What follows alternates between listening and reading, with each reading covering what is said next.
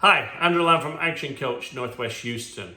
Thank you for joining me again today in this email and video. I hope you're getting value. I hope you got value out of the previous two emails and videos that I sent you.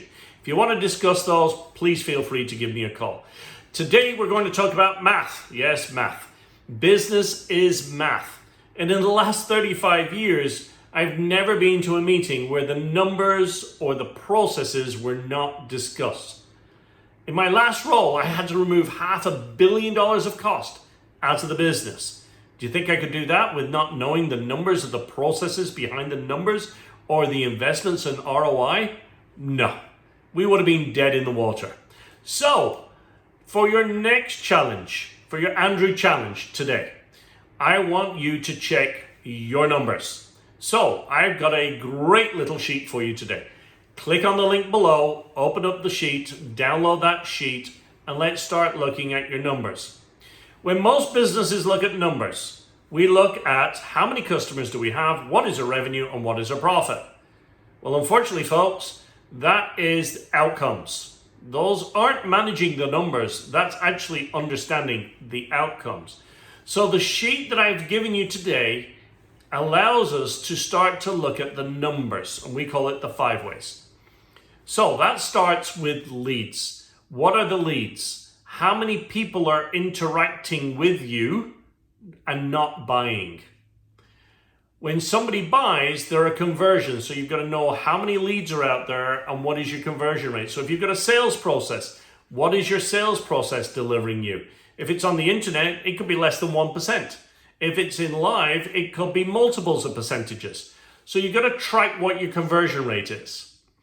Once you know your leads and you multiply them by your conversion rate percentage, then you have your number of customers. And yes, you can reverse engineer your number of customers if that's all you know. The next area we look at is we look at the average transactions and the average sale. Again, I want you to do averages. How many times did people buy from you, or how many times did they buy from you, a particular customer, per year? Okay? And then what was the average sale? And most of you can get this from your point of sales or from your accountant. You can probably see what your average sale rate is. So what you do then is you multiply your number of customers by the average number of transactions by the average dollar sale. That will give you your revenue. And again, if you know your customers and you know your revenue, all you need is one of the other numbers to reverse engineer it. The final area is your margins. And one of the biggest areas I see in small businesses that they'll come and tell me that they have a 50% margin.